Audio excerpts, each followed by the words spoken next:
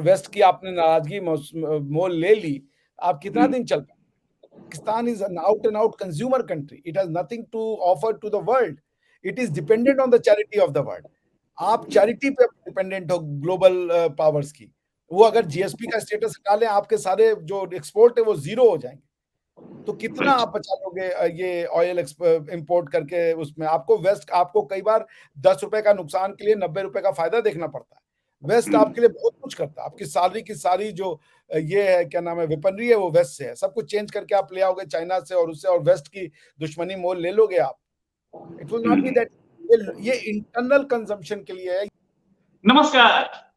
पाकिस्तान में पहुंचा एक टैंकर तेल, रशिया का सस्ता तेल, जिस पर मुबारकबाद दी पाकिस्तान के प्राइम मिनिस्टर ने। और यहाँ prime minister Modi, Indian prime minister Modi अभी तक अमेरिका पहुंचे नहीं है। वहां पे स्वागत भव्य होगा, जिसकी तैयारियां चल रही हैं। अमेरिकी प्रशासन लगा है, उसके साथ साथ लोग भी लगे, इंडियन डायस्पोरा भी लगा है। आपको दिखाते हैं एक वीडियो जहां इंडियन डायस्पोरा ने एक मोदी थाली का इजाद किया। मोदी थाली वहां पे बेची जा रही है, और ये नई चीज नहीं है। इससे पहले मोदी नाम के मोदी के कपड़े होते थे, मोदी की बहुत सारी चीजें होती थी। अब मोदी थाली इन अमेरिका। पहले ये मोदी थाली देखिए, फिर बात करेंगे। मोदी जी नमस्कार, मेरा नाम श्रीपाद कुलकर्णी, मैं एडिसन से न्यू जर्सी एडिसन से बात कर रहा हूँ। और हमने आपके लिए ये स्पेशल थाली बनाई है इंडियन कम्युनिटी के डिमांड पे। ये मोदी की थाली है। तो इसमें हमने बनाया है खिचड़ी, फिर बनाया रसगुल्ला, सरसों का साग, दम आलू कश्मीरी, इडली, मराठी ये है कोथिंबीर वड़ी, फिर बनाया है ढोकला, छाछ, पापड़। ये सब हमने आपके लिए बनाया है, और ये हमारे लोगों ने ट्राई भी किया है, और इनका रिएक्शन आप पूछ लो। बहुत ही बढ़िया, thank you very much. Right. ये जो दो कंट्रीज का एटीट्यूड है, यानी कि दो कंट्रीज के प्राइम मिनिस्टर्स का एटीट्यूड है। एक टैंकर तेल में खुश हो जाता है, दूसरे को वहां पे भव्य स्वागत, और साथ में बिलियंस ऑफ डॉलर्स के कॉन्ट्रैक्ट्स होने वाले हैं। इसी पे बात करने के लिए हमारे साथ Abhishek Mishra ji, doctor Abhishek Mishra, in fact PhD हैं ये, और पढ़ाते हैं इंडिया में।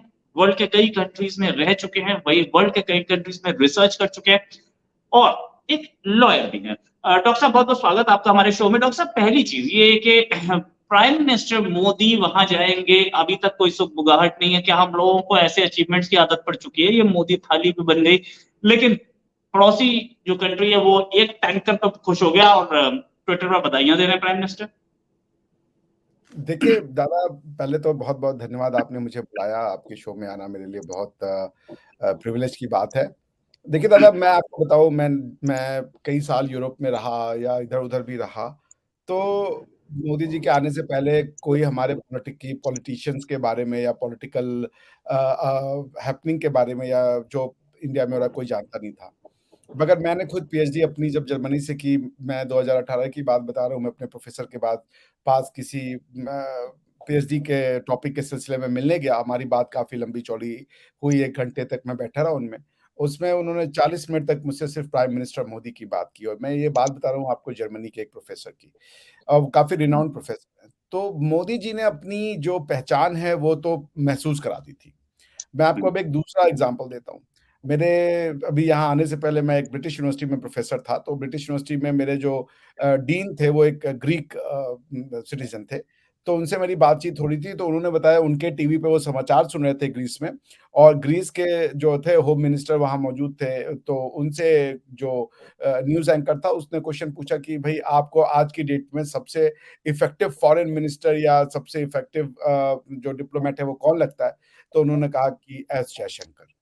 ये है पूरी दुनिया में, ये है मोदी जी की जिसे कह लीजिए फेम। मोदी जी ने इंडिया ही नहीं बल्कि एशिया ही नहीं बल्कि इंडिया को वर्ल्ड मैप पे ला दिया। Now he is a person people look up to. He provide solution, वो दुनिया को सॉल्यूशन देते हैं, वो दुनिया को मार्गदर्शन देते हैं। उनकी ये दशा हो चुकी है। लोग मोदी साहब को सिर्फ ये नहीं देखते कि वो भारत के प्रधानमंत्री हैं। लोग मोदी साहब को ये देखते हैं कि ये ह्यूमैनिटी के प्रधानमंत्री हैं। ये दुनिया को एक रास्ता दिखा सकते हैं, ये दुनिया के प्रॉब्लम को सॉल्व करने की गट्स रखते हैं। ये बात सिर्फ मैं नहीं कह रहा हूँ, अभी कुछ दिन पहले नोबेल प्राइज़ कमिटी के डिप्टी लीडर थे, उन्होंने भी सेम बात कही कि मोदी जी ने जो रोल प्ले किया रशिया को यूक्रेन में न्यूक्लियर वेपन न यूज़ करने के लिए, वो एक सराहनीय कदम है और वो एक बहुत प्रबल दावेदार हैं हो सकते हैं नोबेल प्राइज़ के लिए। तो मोदी जी बहुत आगे, इवन यूएस जो है it cannot afford Modi ji को इग्नोर करना या मोदी जी को इस तरीके से वर्ल्ड सेंटर स्टेज में ना इन्वॉल्व करना, जिसे कह लीजिए कि डिफरेंट हॉटस्पॉट्स ऑफ कॉन्फ्लिक्ट जो है। तो ये जो रेयर अपॉर्चुनिटी उनको मिल रहा है, he will be the first person from India and third person all across the world जो कि 2 बार जॉइंट सेशन ऑफ कांग्रेस को यूएस की वो संबोधित करेंगे। ये हमारे लिए भी बहुत फ़ख्र की बात है कि एक साधारण से घर का बेटा जो डेमोक्रेसी की वजह से, हमारे लोकतंत्र की वजह से भारत के सर्वोच्च पद पे, सर्वोच्च शक्तिशाली नेता बना और उसको दुनिया की सबसे ताकतवर संस्था ने बुलाया है अपने एड्रेस के लिए। क्योंकि यूनाइटेड नेशन जनरल असेंबली और यूनाइटेड नेशन सिक्योरिटी काउंसिल से भी ज़्यादा ताकतवर यूएस की कांग्रेस है। तो ये बात आप जान लीजिए, तो इसने तो ये बात तय कर दी कि मोदी जी का स्टेचर आज के ज़माने में किसी का नहीं है। अब आई बात पाकिस्तान। जी, आप राइट। बताइए। बहुत सारी डिफेंस डील्स भी ऑन द कार्ड्स हैं जो कि हमें पता लग रहा है। एक तो इंडिया के जो ड्रोन्स की खरीदारी थी, वो प्रेडेटर ड्रोन्स, साथ में जी के इंजन, 22,000 करोड़ की डील्स हैं। साथ में इंडियन डायस्पोरा को भी 23 तारीख को वॉशिंगटन में प्राइम मिनिस्टर जो है हमारे वो एड्रेस करेंगे। और एक नया ट्रस्ट एंड कॉन्फिडेंस बन रहा है दोनों कंट्रीज के बीच में। क्या आपको ऐसा लगता है कि ये एक जो डील होंगी, जो डिफेंस डील्स होने जा रही हैं, ये वन इंजन है और ये डिफेंस डील्स कुछ सिग्निफिकेंट होंगी या कुछ ऐसी अर्थ ब्रेकिंग डील्स आ रही हैं जो कि इससे पहले कभी नहीं होती और अब इंडिया और अमेरिका रिलेशन से एक नए रास्ते की ओर जा रहे हैं? सबसे बड़ी बात तो आप दादा अगर इन डील्स का नेचर देखें, अब भारत इसको कंज्यूमर नहीं ले रहा है। अब जो अमेरिका ने डील किया, वो ऑफर किया मोदी जी को कि आप आइए, हम नई टेक्नो इकोनॉमी साझा डेवलपमेंट रिसर्च का काम करेंगे। अब गॉन आर द डेज जब India was a buyer and America was a seller. अब तो बात आ रही है कि साथ मिलके हम इवॉल्व करें, साथ मिलके नई टेक्नोलॉजी पे काम करें, क्योंकि पहले जब आप बायर होते थे तो वो आपको अपनी लेटेस्ट टेक्नोलॉजी से 1 या 2 जनरेशन पुरानी टेक्नोलॉजी दिया करते थे, वो लेटेस्ट टेक्नोलॉजी नहीं देते थे। आज वो दशा नहीं है। आज मोदी जी ने भारत को उस स्थान पे पहुँचा दिया कि जो बिडेन ने कहा कि आप आइए मोदी जी, हम लोग टेक्नोलॉजी में, स्पेस में, इकोनॉमिक्स में हम साझा नई चीज़ों का इजाद करेंगे, रिसर्च एंड डेवलपमेंट करेंगे। उसके लिए हम भारत की जो ह्यूमन रिसोर्स है, उसका उपयोग करेंगे। ये है मोदी का पावर। आज वो मोदी जी डील नहीं करने गए कि हमको परचेज़ करना है और उनको सेल करना है। आज मोदी जी बराबरी की सतह पे ये कहे कि हम एक साथ नई टेक्नोलॉजीज़ का सृजन करेंगे और नई टेक्नोलॉजीज़ में एक-दूसरे का हाथ बटाएँगे। तो ये है, nature of deal has comprehensively changed. Modi ji is being looked upon as someone who can really give West जिसे कह लीजिए कि क्रैश, कि वो मोदी जी के सहारे जो इंडियन सबकॉन्टिनेंट है या वो इंडो पैसिफिक है, उसको लूज़ करना नहीं चाह रहे हैं, बिकॉज़ हॉस्टिलिटी जो इंडो पैसिफिक में है या साउथ चाइना सी में उतनी बढ़ चुकी है और इतना इम्पोर्टेंट ट्रेड रूट है वो और हॉस्टिलिटी इतनी बढ़ चुकी है कि अगर इंडिया भी उनके हाथ से जाता है, तो फिर जो बल्क ऑफ द ट्रेड होता है, इंटरनेशनल ट्रेड, वो सी रूट से होता है और ये जो रूट है आपका इंडो पैसिफिक, यहाँ से कम 70% या 50% का ट्रेड दुनिया का इस ट्रेड रूट से होता है। अगर अमेरिका लूजेस इट्स फुटहोल्ड या यहाँ पे रूल ऑफ लॉ नहीं रहता है, बल्कि चाइना की दादागिरी चलती है या लोकल रूल्स के हिसाब से चीज़ों को मैनिपुलेट किया जाएगा, तो अमेरिकन ट्रेड और अमेरिकन कॉमर्स के लिए ये अच्छी न्यूज़ तो नहीं है। सो दे कैन नॉट अफोर्ड। और आपको याद होगा दादा, जब 2016 में मोदी जी ने अमेरिकन जॉइंट कांग्रेस को एड्रेस किया, तो उन्होंने एक बात कहा था कि समय आ गया है कि हम दोनों को अपनी ये जो हिकअप्स हैं, we should shrug it away, हमें इनको छोड़ देना चाहिए। और ये जो हेजिटेशंस होती थी इंडिया और अमेरिकन रिलेशनशिप में, बिकॉज कभी उनको हम पे ट्रस्ट नहीं था, कभी हमको उन पे ट्रस्ट नहीं था, उन्होंने कहा तब समय आ गया कि हम इसको पीछे छोड़ दें। और अमेरिका उनकी इस स्टेटमेंट को बहुत सीरियसली लिया गया था उनको अमेरिका में कि हाँ भाई, अब समय आ गया है कि हम अपनी जो पुरानी एक डिस्ट्रस्ट है उसको उसको एक-दूसरे के ऊपर छोड़ दें। और ये डील आप इन डील का नेचर पुराने डील के नेचर की तरह नहीं है, ये डील बराबरी की है, ये deal joint research and development की है rather than someone being a seller and other being a consumer, वो वाली डील नहीं है दादा। 4 दिन की ये जो विजिट है, ये 21 तारीख से शुरू होगी और इसमें एक और चीज है। जो बाइडेन और फर्स्ट लेडी जिल बाइडेन 22 तारीख को स्टेट डिनर होस्ट करेंगे। कितनी बड़ी अचीवमेंट, कितना बड़ा ये वो है। इससे पहले मुझे नहीं लगता कि कोई स्टेट डिनर होस्ट किया गया है किसी प्राइम मिनिस्टर के लिए। मेरे को याद नहीं आ रहा, हो सकता है किया गया हो। हाँ, मुझे एक याद है कि मनमोहन सिंह जी ने स्टेट डिनर दिया था यहाँ पे जब ओबामा आए थे। तो उस समय मैडम गुलशन कौर भी सामने थी और उन्होंने बोला था कि ये स्टेट डिनर हमारा होस्ट किया हुआ। ऐसा मैंने कोई देखा नहीं कि उस साइड कहीं हुआ हो। ये बहुत रेयरली होता है। हाँ, हालांकि अब तक कोई Indian prime minister camp David नहीं गया और ये भी इस बार नहीं जाएंगे। कोई नहीं गया, ये भी नहीं जा रहे हैं, लेकिन ये जरूर है कि स्टेट डिनर भी एक बड़ी इज्जत होती है किसी कंट्री के लिए। जब कोई बहुत बड़ा डिग्निटरी आता है ना, तभी ये होता है। क्या उम्मीदें हैं आपको इस ट्रिप से? देखिए, मैं जहाँ तक स्टेट डिनर की बात है, मुझे हो सकता है कि मैं थोड़ी-सी मेरी मेमोरी इधर-उधर हो, लेकिन मुझे याद है 2016 के या जब भी लास्ट बार जब मोदी जी गए थे यूएस में ओबामा के समय में, तो भी उनको ओबामा जी ने स्टेट डिनर दिया था। उस समय वो मुझे ओके, याद है, वो उस पे थे, व्रत थे। नवरात्रि का 9 क्या दिन का व्रत रखा था, तो ओबा ओ ओ वो स्टेट डिनर था क्या? वो ऐसे ही नॉर्मल डिनर नहीं था? मतलब मीटिंग्स के साथ एक डिनर अलग होता है और स्टेट डिनर अलग होता है। मेरे ख्याल से शाम को स्टेट डिनर था, हो सकता है कि वो मीटिंग डिनर हो, उसको मुझे मुझे कन्फर्म मुझे करना याद नहीं, पड़ेगा। मैं इसीलिए आपको नहीं, बोल रहा हूँ, मैं मुझे भी याद नहीं एक्चुअली है। हाँ, नहीं हो सकता है बिकॉज़ मैं भी इस पे कन्फर्म नहीं हूँ ज़्यादा। लेकिन मुझे इतना याद है मैंने ये पढ़ा था कि मोदी जी उन दिनों नवरात्रि चल रही थी और वो नहीं खाए थे कुछ भी, तो ओबामा जी ने कहा था कि मुझे डिनर पे बुला के बड़ा ऑकवर्ड सा लग रहा है, मिशेल ओबामा उन्होंने कहा था। देखिए, क्या? मोदी जी के लिए तो शुरू से ना मील का पत्थर साबित जैसे आप पीछे देखें ये यूएस गए हैं, एक बार ओबामा के समय में, एक बार ट्रम्प के समय में, ठीक है ना? और ट्रम्प ने जो पहला स्टेट विज़िट जो फॉरेन गेस्ट रिसीव किया था, अगर मैं गलत नहीं हूँ तो वो मोदी जी को रिसीव किया था जब वो राष्ट्रपति बने थे। दूसरी चीज़ आप ये देख लें कि हर राष्ट्रपति के शपथ ग्रहण के बाद प्रधानमंत्री भारत का जा ही रहा है और इस बार तो जो उनको बुलाया गया, चूँकि बिडेन साहब के शपथ ग्रहण के बाद तो वो नहीं हो पाया था इस तरीके का कोई विज़िट बिकॉज़ कोरोना आ गया था और भी बहुत सारी मुश्किलें थी। तो अमेरिका ने इसको सुधारा और उसके बाद ना सिर्फ़ इनकी स्टेट विज़िट करवाई बल्कि इनको जॉइंट सेशन ऑफ कांग्रेस को एड्रेस करने का मौका भी दिया।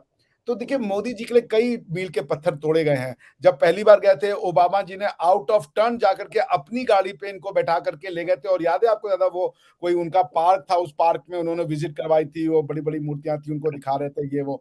जबकि वो पार्ट ऑफ प्रोटोकॉल नहीं था, ना ही वो पार्ट ऑफ कोई आइटिनरी था जिसमें कि मोदी और ओबामा को साथ में जाना था उस पार्क के अंदर में। तो मोदी जी के लिए वेस्ट वेस्ट ने आउट ऑफ द वे जाकर के, खासकर अमेरिका ने आउट ऑफ द वे जाकर के चीज़ें की हैं। हो सकता है कि वो कैंप डेविड में ना गए हों और वो कोई बहुत बड़ी सिग्निफिकेंट की चीज़ तो है नहीं, क्योंकि नॉर्मली वहाँ पर अगर डिस्प्यूट होते हैं तो उसको रिज़ॉल्व करने के लिए कैंप डेविड रखा जाता है। जैसे आप देखें जब मेरे ख्याल से अगर मैं गलत नहीं हूँ तो जब इंडिया पे उसका अटैक हुआ था पाकिस्तान का हमारे यहाँ कारगिल में, तो जो नवाज़ शरीफ भागे-भागे गए थे वो कैंप डेविड में ही गए थे क्योंकि 4 जुलाई का उस समय चल रहा था और वाजपेयी जी को फ़ोन किया गया था क्लिंटन जी के द्वारा कि आप आइए यहाँ पे प्रधानमंत्री आ चुके हैं पाकिस्तान के और हम लोग इस मैटर को सॉर्ट आउट करते हैं। तो वाजपेयी जी ने कहा था कि आने का सवाल नहीं उठता जब तक हमारी 1 इंच भूमि भी पाकिस्तान के कब्ज़े में है तब तक कोई बातचीत नहीं होगी, ये नवाज़ शरीफ से आप बोल दीजिए। तो अ, इंडिया को वू करने के लिए America has gone out of the way और अगर वो नहीं जाते हैं, चूँकि अमेरिका अगर मान लीजिए इंडिया को मिस आउट कर जाता है, तो ये पूरा एशियन कॉन्टिनेंट उनके हाथ से चला जाएगा क्योंकि अगर ये मिस आउट कर जाता है और Russia somehow is able to crack a deal between China and India तो ये जो ट्रायंगल बनेगा ना रशिया, चाइना, इंडिया ये वेस्ट की हेजेमनी का या वेस्ट की significant control of the world order पे बहुत बड़ा डेंट होगा। बिकॉज़ कि अभी तक का जो वर्ल्ड ऑर्डर बना है और इसके जो रूल्स बने हैं वो वेस्ट को प्रेफ़र करते हैं या वो वेस्ट सेंट्रिक है। यहाँ तक कि इंटरनेशनल लॉ को कहा जाता है कि ये बेसिकली यूरोपियन लॉ का एक्सटेंशन है। यूरोपियन लॉ जो यूरोपियन नीड्स के हिसाब से बनाए गए थे, उनका एक्सटेंशन है, उन रूल्स को ये परिदर्शित करता है। अब ये अगर डील हो जाए और वो होगी बहुत आइडियल, अगर चाइना इंडिया के बॉर्डर डिस्प्यूट को रिज़ॉल्व कर ले और ये जो पॉलिटिकल आइडियोलॉजी है कि इंडिया में डेमोक्रेसी है और चाइना में कम्युनिज्म है, इसलिए चाइना देखना नहीं चाहता, बिकॉज़ वो डेमोक्रेसी को नहीं लाने लाने देना चाहता अपनी सोसाइटी में, कम्युनिज्म के राज को वो इंटैक्ट रखना चाहता है। बट समहाउ अगर ये डील हो जाए कि India, China and Russia, they become a power, they become a major, they lose or they simply start working on their, जिसे कहते हैं ना, ट्रस्ट बिल्डिंग मेजर्स पे जो हैं, तो इससे बढ़िया तो कुछ नहीं होगा, क्योंकि वेस्ट इंडिया को हमेशा डिमोनाइज किया है। वेस्ट ने कभी इंडिया का साथ नहीं दिया। वेस्ट के सिलेबस में इंडियन कल्चर के बारे में, इंडियन ट्रेडिशंस के बारे में सारी घटिया बातें लिखी गई। आज हम पाकिस्तान को तो गालियां देते हैं कि वो हमारे बारे में क्या-क्या पढ़ाते हैं अपने बच्चों को। आपको पता है, जब मैं जर्मनी गया था, जब मैं जर्मनी में था पीएचडी के दौरान दादा, तो मेरी एक मित्र थी, वो हमारी ही एज की थी, वो बताती थी कि उनके समय में स्कूल की किताबों में भी वही बातें लिखी होती थी, जो हमारे बारे में जो आज पाकिस्तान की किताबों में है, कि इनके यहाँ कास्ट सिस्टम है, कास्ट सिस्टम बहुत इनइक्वालिटी का होता है और ये लोग डिस्क्रिमिनेट करते हैं और ये करते हैं। बहुत घटिया चीजें लिखी थी जर्मनी वेस्ट ने हमारी बारे में। इसीलिए आपको दिखता है कि ये जो वेस्टर्न मीडिया के जो अप्रोच है, वो हमारे लिए काफी विनोमस अप्रोच रहता है। They have never been sympathetic to the Indian cause. और उसका रीजन है कि उनकी ये मानसिकता कि यहाँ पे आप देखिए, कोई भी चीज होगा तो वो इंडियन कास्ट सिस्टम को जरूर लाके उसका मजाक उड़ाएंगे, गाय को लेकर उसका मजाक उड़ाएंगे। इंडियन कल्चर पे ये जो है अटैक करना कभी नहीं भूलते। तो ये अगर हो जाए ना, चाइना अच्छा, इंडिया का, ये डील राइट। जबरदस्त। अभी जो नेटो प्लस का ऑफर आया था, हाँ, उसके बाद से तो ऐसा लग रहा था कि चाइना डरा हुआ है। चाइना का जो स्टेटमेंट था कि इंडिया संभल के देख के काम करे, ये वो, उससे तो लग रहा था कि चाइना डरा हुआ था कि कहीं नेटो प्लस के साथ चला गया तो हमारा क्या होगा। क्या इंडिया और अमेरिका, मैं इसे दोस्ती ही बोलूंगा, बोनहोमी ही बोलूंगा, और अलाइज तो नहीं है इस समय at the moment, at the moment हमारी गवर्नमेंट उसे अलाई नहीं बोलती, तो मैं कैसे बोलूंगा। क्या ये दोस्ती का कोई इम्पैक्ट चाइना पे है, या चाइना कितना डरा हुआ है इससे? इंडिया ने हमेशा से अमेरिका को कहा कि हम आपके अलाई वलाई नहीं बनेंगे। अलाई का मतलब होता है junior partner. India always has claim कि भाई पार्टनरशिप की बात करें, इक्वालिटी की बात करें, ये कि हम आपके अलाई हैं और आप हमको बता रहे हो कि दुनिया में गवर्नेंस कैसे होती है, वो सब we have never accepted that and we would never accept that. So we would never be ally. आपको पार्टनरशिप करनी है, क्वाड कर लीजिए, आपको पार्टनरशिप करनी है, I2U2 कर लीजिए, आपको पार्टनरशिप करनी है, और भी 50 फोरम है, आप वहां कर लें, but to consider India an ally, that will not be India's cup of tea. अब रही बात की ये जो NATO प्लस का इन्होंने वो दिया है, ऑफर दिया है, NATO has always been a destructive organisation. मूलतः ये यूरोपियन इंटरेस्ट के लिए बनाई गई है और वर्ल्ड वॉर, आपको अगर नहीं पता तो मैं बता दूं, NATO जो है वो आर्टिकल 52 यूएन चार्टर में एक ये व्यवस्था दी है कि रीजनल एग्रीमेंट्स अरेंजमेंट्स किए जा सकते हैं। सिक्योरिटी काउंसिल जब तक इफेक्टिव नहीं होती है तब तक के लिए आप रीजनल अरेंजमेंट्स बना करके फोर्स को, अगर आपके ऊपर कोई अटैक हो रहा है तो आप उसको डील कर सकते हैं। ये रीजनल अरेंजमेंट्स में आर्टिकल 52 का उपयोग करते हुए NATO फोर्स में आई, और कोई भी उस तरीके का फोर्स नहीं आया, ना तो एशिया में आया, ना तो अफ्रीका में आया। NATO simply bypasses Security Council, or sometimes it uses Security Council, but Security Council के पास ना तो हथियार है, ना तो सेना है, ना तो पैसा है, तो वो इफेक्टिव नहीं है। आज की डेट में NATO सिक्योरिटी काउंसिल है, हालांकि बहुत से काम NATO ने सिक्योरिटी काउंसिल के परमिशन के बिना भी किए हैं।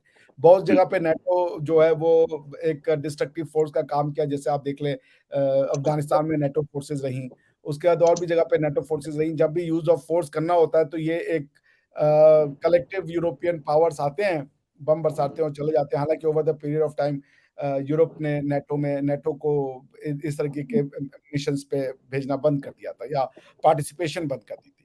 तो ये मैं तो बहुत अच्छा डिसीजन मानता हूँ कि नेटो में नहीं जाने का, क्योंकि पाकिस्तान नेटो में जाके देख चुका है। आप ज़बरदस्ती अमेरिकन कन्फ्रंटेशंस का शिकार बनेंगे। आप अगर नेटो के मेंबर हैं, तो फिर आपको नेटो की फीस पे करनी पड़ेगी, नेटो में अपने आर्म्स एंड एम्यूनेशन और अपने लोगों को देना पड़ेगा, नेटो के मिशन पे अपने आदमियों को भेजना पड़ेगा। जो ऐसे मिशन होंगे जिसका कि इंडिया से कोई लेना-देना नहीं होगा। इंडिया कभी अफ़गानिस्तान में वॉर नहीं करता। अगर war on terror which effectively was war on जिहाद, तो इंडिया अगर उसको अपना अपना वॉर बना दे, फिर ये कल को इराक में मारेंगे बम, फिर ये कल को पूरा मिडल ईस्ट में बम मारेंगे, हम कहाँ-कहाँ जाएँगे उनके साथ बम मारने में? हमारा तो कोई लेना-देना नहीं है। तो why should we make America's dispute as our dispute? Why should we make America's conflict as our conflict? हम भई अपनी दुनिया में हम पिछले पचासों हज़ार साल से हमारी एक्जिस्टेंस है। हमने दुनिया को कन्फ्रंटेशन, मिलिट्री कन्फ्रंटेशन से कभी नहीं देखा, ना जीता, ना हम जीतने की कोशिश करते हैं। हम अपनी फोर्सेस ज़रूर रखेंगे ताकि कोई हमारे ऊपर इस तरीके की नज़र ना बनाए, लेकिन ये है कि हम ज़बरदस्ती दूसरों के पॉलिटिकल डिस्प्यूट्स में जाके अपनी टाँग फँसा दें, उनके वॉर को अपना वॉर बना लें, ये तो कोई भी विद्वता की बात नहीं है। तो आई वुड से कि बहुत अच्छा डिसीजन है ये नेटो प्लस का ऑफर, इट्स यूज़लेस ऑफर। अगर कोई ज़रूरत होगी तो हम सिक्योरिटी काउंसिल में जाकर के मदद माँग लेंगे, मदद ले लेंगे। नहीं तो क्वाड में भी हम चाहते तो उसको मिलिटराइज़ेशन कर सकते थे। जब क्वाड का मिलिटराइज़ेशन नहीं किया, तो नेटो प्लस तो कहीं से भी कोई एक मीनिंगफुल ऑफर नहीं मतलब लगता। मतलब नहीं होता, राइट। अभी थोड़ी देर पहले ही आपसे बात हो रही थी, तो आप बोल रहे थे कि ये जो तेल आ रहा है पाकिस्तान में, ये बिल्कुल यूजलेस तेल है। मतलब यूजलेस तेल, उसका कोई फायदा नहीं है। हाँ, ये बात तो मुझे पता थी कि वो उतना सस्ता तो नहीं है जितना सस्ता इंडिया को मिल रहा है, लेकिन फिर भी एक तो ये इंफीरियर क्वालिटी का कैसे है, और दूसरा प्राइम मिनिस्टर मोदी का तो कोई सानी ही नहीं है। प्राइम मिनिस्टर मोदी तो इतना सस्ता लेके आया है कि कोई उसको कैश नहीं कर सकता। ये तेल, ये यूजलेस क्यों है? देखिए, प्राइम मिनिस्टर मोदी के डील से और इस डील को तो आप तोड़ नहीं सकते, क्योंकि अब पाकिस्तान किसी भी तरीके से इनिशिएटर नहीं है इस डील का। इंडिया तो तब गया जब अमेरिका ने कहा था कि इनके साथ कोई भी डील करेगा तो वो वेस्ट के अगेंस्ट में होगा। यूरोप ने कहा जो भी इनके साथ डील करेगा वो हमारे अगेंस्ट में होगा। मोदी जी उसके बाद भी उनके साथ डील किया। मोदी जी ने इतनी टफ परिस्थिति में रशिया को इस वॉर को सस्टेन करने के एटलीस्ट मॉरली तो लायक बना दिया ना, क्योंकि अब जो उनके जो वो हैं लापोर्व जो हैं, वो सारी दुनिया में जाके ये कहते हैं कि आपने हमें कहा था कि हम आपको तनहा कर देंगे, हम आपको सिंगल आउट कर देंगे, या जिसे कहते हैं ना, हम आपको द वर्ल्ड विल शन यू। ऐसा तो नहीं हुआ। हमारे साथ तो चाइना खड़ा हो गया, हमारे तो इंडिया खड़ा हो गया। क्या इंडिया चाइना को आप दुनिया नहीं मानते? आज तो साउथ अफ्रीका के एक लीडर का बयान चल रहा है कि भाई हम तो पुतिन का स्वागत नहीं करेंगे, बल्कि पुतिन को हथियार भी देंगे। तो वेस्ट जो है बहुत तेजी से ये जो सैंक्शंस की राजनीति थी वो उनकी ब्लंट आउट हो रही है। लोग people are calling for it left right and centre कि हम इस चाल में नहीं फंसने वाले हैं आपके कि जो आप रशिया को डिमोनाइज करते हो। लेकिन मोदी जी ने रशिया के साथ तब दिया जब उनके ऊपर इतना प्रेशर था, वर्ल्ड प्रेशर, और वो खड़े हो गए। और रशिया ने उनको ऑफर किया कि हम आपको देंगे अगर आप हमसे तेल खरीदेंगे। मोदी जी ने कहा हम आपसे खरीदेंगे। पाकिस्तान तो फॉलो कर रहा है। और पाकिस्तान क्या ले रहा है? पाकिस्तान का डेली नीड है 1,54,000 बैरल पर डे ऑयल की उनको नीड होती है। वो मेजर उनका जो ऑयल आता है दादा, वो आता है सऊदी अरेबिया से और यूएई से। और यूएई और सऊदी अरेबिया से वो $80 पर बैरल के हिसाब से वो खरीदते हैं। अब आप ये सोचिए कि इनकी जो नीड है पाकिस्तान की, इनकी मेन नीड होती है डीजल की, और दूसरी नीड होती है फर्नेस ऑयल की। फर्नेस ऑयल जो 15% इनका यूज होता है इलेक्ट्रिसिटी बनाने में। ये जो ऑयल मंगवा रहे हैं सऊदिया की जगह रशिया से डिस्काउंटेड प्राइस पे 1,54,000 बैरल पर डे की जरूरत है। 1,00,000 बैरल तो इन्होंने मंगवा लिया। अब ये तो पहली खेप है, लास्ट खेप है, या इसके बाद और कितनी खेप आएगी हम नहीं जानते हैं। प्राइस इसकी क्या है कोई नहीं जानता, क्योंकि अगर ये प्राइस जो G7 ने सैंक्शन लगाया है कि उस प्राइस से हमेशा नीचे होनी चाहिए, उसके ऊपर नहीं जाएगी, तो वो प्राइस को वो मीट कर रहे हैं या नहीं कर रहे हैं। अदरवाइज वो यूएस सैंक्शन के दायरे में आ जाएंगे या यूरोप के सैंक्शन के दायरे में आ जाएंगे। ये भी नहीं पता कि उसकी ये किस प्राइस पे ये कर रहे हैं, कितने बार के लिए करेंगे ये भी नहीं पता है। ये इतना अच्छा, रशिया नहीं चाहता कि डॉलर में पेमेंट हो। ये इनके लिए गुड न्यूज तो है कि ये इनको डॉलर डॉलर की जो अभी कमी है और रशिया ये चाहता है कि भाई डॉलर में हम पेमेंट नहीं लेना चाहते, क्योंकि वो भी डॉलर को डिस्करेज कर रहा है। अब क्वेश्चन ये है कि डॉलर की जगह ये कौन सी करेंसी देंगे, और उस करेंसी की अवेलेबिलिटी है इनके पास, क्योंकि वो करेंसी ऐसी होनी चाहिए कि रशिया या तो उसको यूज कर सके, या तो कोई उससे गुड्स अगर ले रहा है तो रशिया उसको उस करेंसी के साथ एक्सचेंज कर सके। तो बात हो रही है कि शायद रियाल में होने की बात करिए, क्योंकि रियाल में रशिया के साथ ट्रेड हो जाएगा, या एक दो और करेंसी की बात चल रही है। इतना आसान नहीं होगा इनके लिए, क्योंकि ये भले इंटरनल कंजम्पशन तो इनको मिल जाएगा, क्योंकि ये अपने जाकर के लोकल जो इनका कॉन्स्टिट्यूएंट है उसको ये बता देंगे कि अगर ये हकीकी आज़ादी की बात कर रहे थे, अगर रशिया से तेल लेना हकीकी आज़ादी था, वो तो हम लेके आ गए, तो फिर इमरान खान के पास क्या मॉरल फेस बचा है अभी भी हकीकी आज़ादी की बात करना। तो ये भी ये राइट। बेचेंगे कि अगर हकीकी आज़ादी में तुमने आर्मी को इतना डिमोनाइज़ किया कि आर्मी अमेरिका से इंस्ट्रक्शन लेती है, हमने तो आर्मी के सपोर्ट से ये तेल मंगवा लिया, तो अब तो आपका ये सारा का सारा जो पॉलिटिकल नैरेटिव है वो तो फॉल फ्लैट हो गया ना। तो ये एक तरीके से मुझे लगता है, एक तरीके से ये एक कार्व्ड आउट सिचुएशन है, जिसमें कि इन्होंने इमरान खान को ब्लंट आउट करने के लिए ये सिचुएशन किया है। अब ये भी है कि ये ऑयल तो क्रूड ऑयल आया है, इसको रिफाइन करने के लिए इनके पास पाकिस्तान अरब रिफाइनरी की बात है कि वो करेगी। अभी इनका कोई पाकिस्तान रिफाइनरी कमिटी है, वो उसको करेगा, हालांकि उसका कॉस्ट इतना ज्यादा पड़ेगा कि ये उसको अफोर्ड नहीं कर पाएंगे। दूसरा, आप एक बात और नोटिस कीजिए कि सऊदिया से और यूएई से जो तेल मंगाते हैं वो मुश्किल से 1000 किलोमीटर 1500 किलोमीटर के आसपास का डिस्टेंस है, तो उसका जो ट्रांसपोर्टेशन कॉस्ट भी उतनी ही लगती है। लेकिन ये जो रशिया से मंगा रहे हैं, इनके और उनके बीच का डिस्टेंस 8000 किलोमीटर से भी जाता है। तो आप सोच लीजिए जो कॉस्ट है वो अगर 1500 किलोमीटर का डिस्टेंस मान लें, सऊदिया से मंगाने पे इनको लग रहा है, तो वो ऑलमोस्ट आपका मतलब कितना हो गया, 4 गुना हो गया, 4 टाइम्स उसकी कॉस्ट हो जाएगी। मतलब ये तो आपको देना ही पड़ेगा जो कि ट्रांसपोर्टेशन कॉस्ट है, प्लस इंश्योरेंस लगता है और भी चीजें लगती हैं, तो इतना आसान डील नहीं होगा। ये डील जियो स्ट्रेटेजिक ना होके ये लोकल कंजम्पशन के लिए है, सस्टेनेबल नहीं है, क्योंकि इनके पास लोकल उस तरीके का फॉरेन एक्सचेंज नहीं है। और ये चूंकि बार्टर भी नहीं कर सकते, क्योंकि रशिया इनसे कुछ लेता नहीं है, तो करेंसी इनको एक ऐसी जुगाड़ करनी पड़ेगी जो करेंसी चाइना लेने को तैयार, रशिया लेने को तैयार हो। अब वो दो ही करेंसी हो सकती है, या तो युआन हो और या तो वो दिनार हो। अब युआन वो कितना अफोर्ड कर पाएंगे और कितना चाइना इनको देना चाहेगा, और चाइना अगर इनको युआन देगा तो उसके बदले में इनसे लेगा क्या, वो ये देखने की बात होगी, because Chinese never do a deal without a benefit in it. तो बहुत से चैलेंजेस हैं इस डील के। आई डोंट थिंक इट्स ये वेस्ट को नाराज करके, अगर आपने मान लीजिए कुछ 40-50 बिलियन डॉलर बचा भी लिए और वेस्ट की आपने नाराजगी मोल ले ली, आप कितना दिन चल पाए? आपकी बजट का जो अभी आया है 0.29% से आप ग्रो किए हो, 38% की इन्फ्लेशन है, ये सिर्फ तेल के कंजम्पशन से तो नहीं होगी। मान लीजिए 10-15% इकोनॉमी का अगर असर पड़ भी गया, आपके सारे जो इंपोर्ट का जो रेमिटेंस के अलावा जो अगर कुछ डॉलर आता है आपका, वो तो जीएसपी में आता है, जो कि उसमें क्या नाम है, डब्ल्यूटीओ एग्रीमेंट के अंदर में जो डेवलपिंग कंट्री होती है, उसके लिए जो डेवलप कंट्री होते हैं कुछ स्पेशल प्रोविजन रखते हैं। उस स्पेशल प्रोविजन के तहत ये विदाउट टैरिफ प्रोडक्ट बेचते हैं वहां पे। अगर वो सब वेस्ट बंद कर दिए तो इनकी जो रेमिटेंसेस के अलावा जो पैसा है उस तो आने का सब बंद हो जाएगा। रशिया में क्या बेच पाएंगे? ये रशिया से सिर्फ क्रूड ऑयल खरीद सकते हैं या तो वेपनरी खरीद सकते हैं, इसके अलावा रशिया को देने के लिए इनके पास कुछ नहीं है। हम इंडिया इसलिए रशिया से खड़ा हो रहा है क्योंकि रशिया ने हमेशा साथ दिया है। इंडिया ने अब रशिया से ऑयल खरीद के अपने बाकी मार्केट बंद नहीं किए हैं, क्योंकि सारी दुनिया को यह पता है कि इंडिया खरीदता भी है और इंडिया बेचता भी है। इंडिया को आप नाराज करके अपनी इकोनॉमी को नहीं डुबा सकते। पाकिस्तान के साथ ये केस नहीं है। Pakistan is an out and out consumer country. It has nothing to offer to the world. It is dependent on the charity of the world. आप चैरिटी पे डिपेंडेंट हो ग्लोबल पावर्स की। वो अगर जीएसपी का स्टेटस हटा लें, आपके सारे जो एक्सपोर्ट है वो जीरो हो जाएंगे। तो कितना आप बचा लोगे ये ऑयल इंपोर्ट करके? उसमें आपको वेस्ट आपको कई बार 10 रुपए का नुकसान के लिए 90 रुपए का फायदा देखना पड़ता है।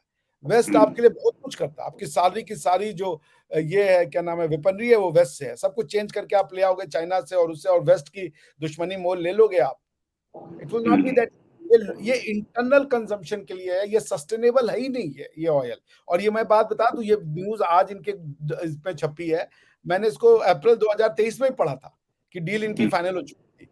और डिलीवरी ड्यू थी इनकी मई के मिड में, हालाँकि आते-आते इनको जून का फर्स्ट वीक ओवर हो गया। तो मुझे इसमें कोई बहुत ज़्यादा स्कोप नहीं दिखता। ठीक है, Imran Khan will be blunted out कि हकीकी आज़ादी तो वो तो बोल देंगे यही हकीकी आज़ादी थी ना कि तुम तो बोलते थे कि वो अलाई है अमेरिका का पर तेल ले रहा है रशिया से, देखो हमने भी ले लिया, मलाई अमेरिका के, तेल ले लिया रशिया से, वो भी डिस्काउंटेड प्राइस पे। अब क्या बोलना है तुम्हारा? So Imran Khan will right, be right. ये थे डॉक्टर अभिषेक मिश्रा जो कि एक्सपर्ट हैं इंटरनेशनल अफेयर्स में, बता रहे थे कि पाकिस्तान को सस्ता तेल जो मिला है वो एक्चुअल में सस्ता नहीं है, लेकिन वो पॉलिटिकल तेल है जो कि इमरान खान का पॉलिटिकल फ्यूचर खत्म कर सकता है। Thanks a lot Abhishek ji for joining. उम्मीद है जल्दी एक डिस्कशन और करेंगे। अभी के लिए नमस्कार, धन्यवाद, जय हिंद। नमस्ते दादा, जय हिंद।